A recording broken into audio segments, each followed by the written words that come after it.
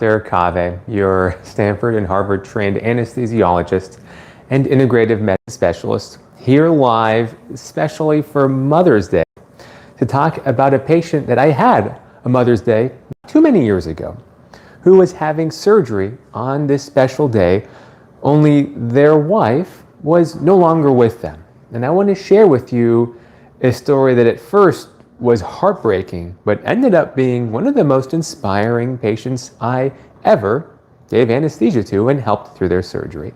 And it was in an operating room, not too different than this one. So the patient had come in and they were having cancer surgery. They had to come in for this urgent procedure because it was a weekend on a Mother's Day. And when I asked them how they were doing, they said they were doing fine. They were doing okay in the preoperative area. But when we came into the operating room and they actually saw the table like what you see behind me now, and they saw all the lights like you see behind me, I could clearly tell in their eye there was something that wasn't quite right.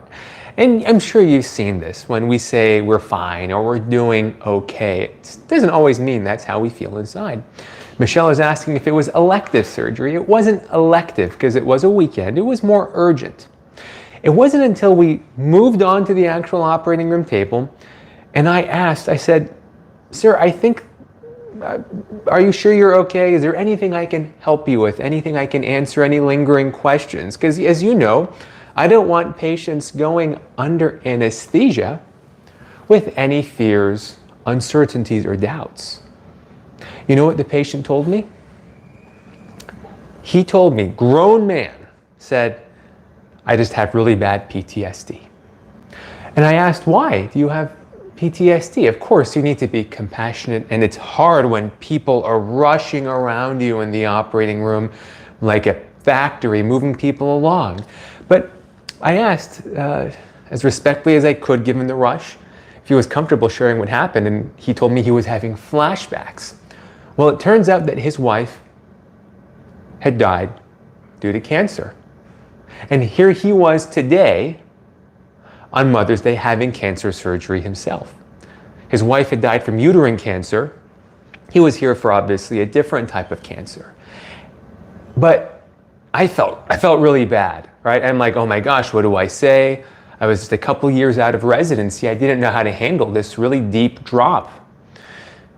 But he did the work for me. He said, I'm sure he could tell that I was just, I felt terrible. In fact, I think the nurse had also heard as well, and they just, stone-faced. The patient said, don't worry, it's okay, thank you. And I said, thank you for what? I haven't done anything. I know I had not given them the first dose of anesthesia, so they didn't have any happy juice in their system. They were thanking me ahead of time. And they said, Doc, I'm grateful. I'm grateful. I didn't know how to interpret this. How are you're here on Mother's Day, your children lost their mom, you're having cancer surgery, you're having flashbacks, and yet you are grateful? He said, I'm grateful that my children were raised by my wife while they had her. And he said, I'm grateful that she taught me about spirituality. And I'm here like, wait, you have another and? I am just beyond, I'm beside myself here. I'm getting ready to put an oxygen mask on, I have a breathing tube ready, I have a whole tube of propofol, I have succinylcholine, and this guy's telling me, and? He still has more things to be grateful about? And he said, and he has made me a better husband for my new wife. Sorry, she made me a better husband for my new wife. I'm like, what? In this moment of having flashbacks, when us human beings fall and sink to our worst, he is saying that he's grateful? Is his worst level of existence being grateful? Well, it certainly seemed that way because he fell asleep, had an uneventful, safe surgery. And you know what the first thing was he said when he woke up? The very first thing. What was the first thing he said when he woke up? He said, where am I? What's going on? Okay, so that's normal. But the second thing he said, the second thing was thank you. Now remember, when people are waking up, the knee-jerk response is to be like, whoa, what's going on? You have all sorts of medications. You have fentanyl, Versed, ketamine, nitrous oxide, or laughing gas. So many gases, everything that comes out of the ventilator behind me, and the medications you give in your IV. It's totally reasonable to be disoriented, and this is why people have emotional, if you will, outbursts, what we call emergence delirium, all sorts of reactions to waking up on the operating room table. But for somebody to immediately fall back into their state of gratitude tells a lot about that individual and where their reflexive state of mind lies. Where their reflexive state of mind lies. It lies in a place of gratitude. So gratitude is so powerful for your physical body as much as your mind, body, your mind, spirit, soul, wherever whatever resonates for you.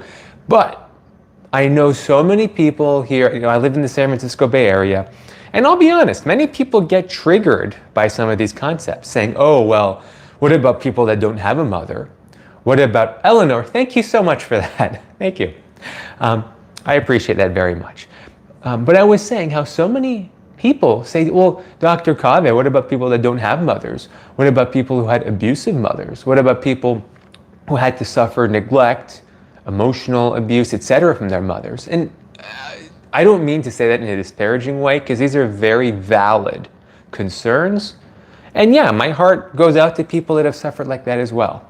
But we're going to talk about how this concept, especially on Mother's Day, is far more than just for your mother. Even if you had an unfortunate upbringing, undeserved abuse, which is very real and comes up in the operating room when patients are having surgery under anesthesia. But don't discount the message without at least hearing what I'm going to share with you, because it is far transcending beyond most of the concerns that people often leave towards me. And if you know that ringtone, I will give you a massive shout out.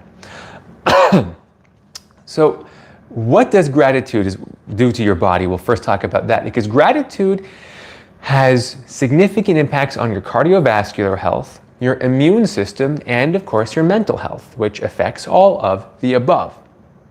When we practice gratitude, it appears that we are untraining certain circuits in our body, some circuits that seem to underlie addiction, depression, and anxiety.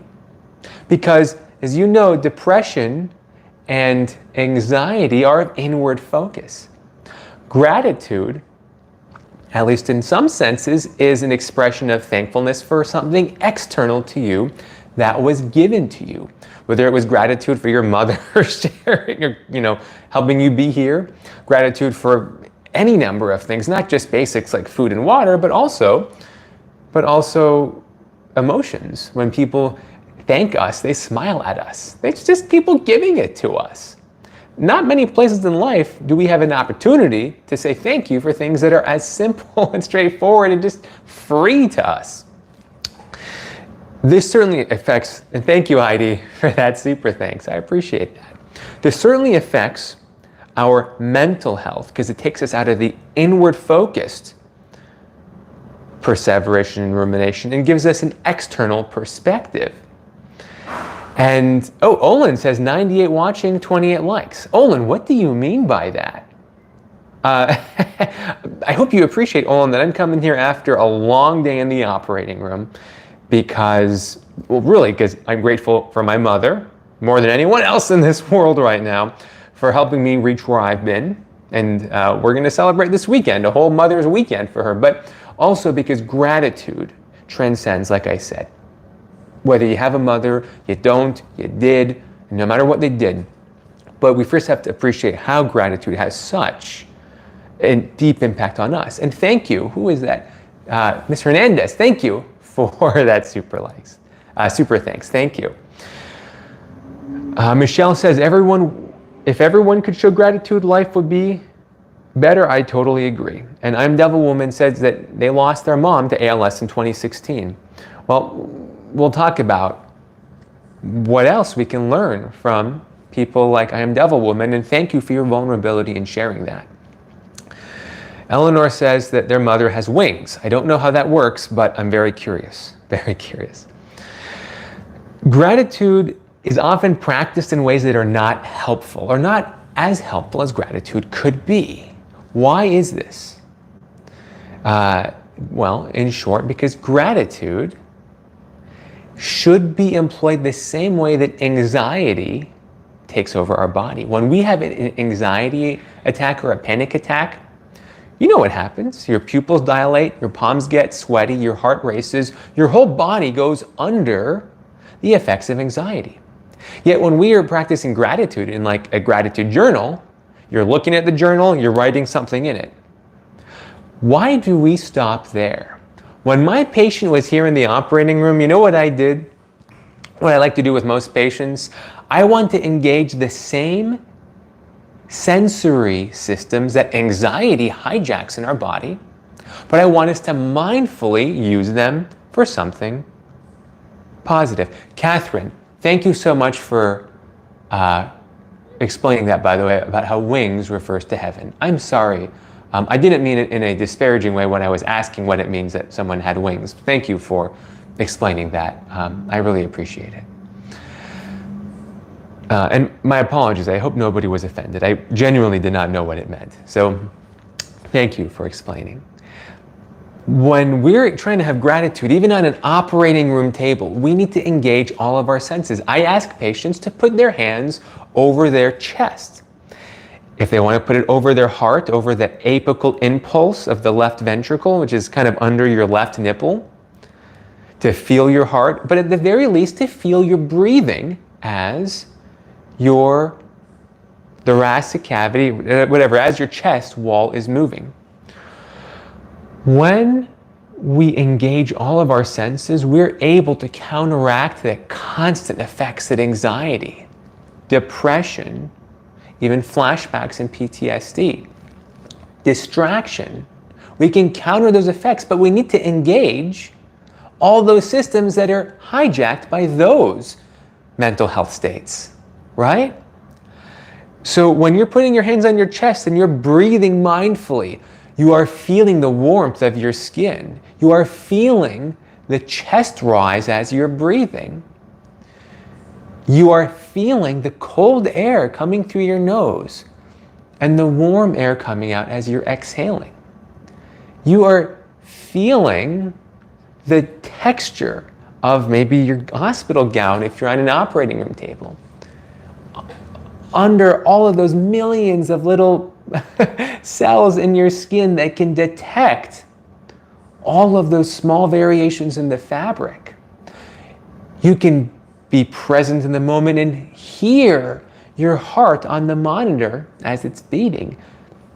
There is so much that you can engage in your sensory system that is lost if we just resort to doing a gratitude journal. I'm not saying a gratitude journal is weak or ineffective, but I'm saying that you have potential for so much more. And Linda, thank you so much for that super thanks. Thank you. You have a potential to engage so many systems to express gratitude for a whole body, a sensory system that was given to you. And it wasn't given to so many others. It was not given to so many patients that had congenital heart disease, that had impaired sensation in their skin, all these neuropathies that young and old have alike. I mean, I don't want to sound like I'm preaching anything, but when you work in healthcare, you appreciate so many diseases that you never knew existed before. So all I recommend is that next time you're in your gratitude journal, be mindful when you're doing your gratitude work. Be mindful of that cool air that you're inhaling through your nose and how it warms up through the tens of square meters. It's like a tennis court of epithelium lining you have in your lungs that warms the air up as you're exhaling it. Be mindful of the touch of the pencil, of the contours of the pencil that you can feel that so many may not be able to. That can help make your gratitude that much stronger. And when you're thanking your mom this Mother's Day, put your hands on your body and feel the cells that ultimately are a result of her birthing you. And when you hug your mom, feel what it's like to touch your mom or the clothes on her back. You know what I mean, right? But engage your senses to make that gratitude more visceral and less cerebral. Because when we're stuck in our brains, we often lose so much more that we can gain in addressing our underlying health at our visceral level, at our, at the level of subconscious that ultimately reflects our purpose and fulfillment. Just like that patient. How deep was his gratitude for his lost wife since he had been widowed? The mother of his children, on that Mother's Day, that his reflex was to express gratitude. If he can do it, so can you. So can you. Now, I did say that many people often ask me, why do you bring this up? There's people that don't have parents, it's not fair to them, and that's right, there are people that don't have mothers or have had neglected childhoods, adverse childhood experiences. The concept of forgiveness is huge, and it comes up in surgery all the time when people have had failed back surgery syndrome, have had surgical site infections, have had any number of complications from past surgeries. Forgiveness is giving up hope for a better past. It's not exonerating them. It is freeing ourselves from what happened to us at a time that we were vulnerable. You couldn't affect what happened to you when you were asleep on this table any more than you could have controlled what happened to you in your infancy or childhood or even adolescence, or heck, maybe most of your adult life, because we know that we are the results of so many things beyond our control. Like when you're asleep, unconscious under anesthesia. And forgiveness is so powerful, it's charged. People get triggered by the thought of it.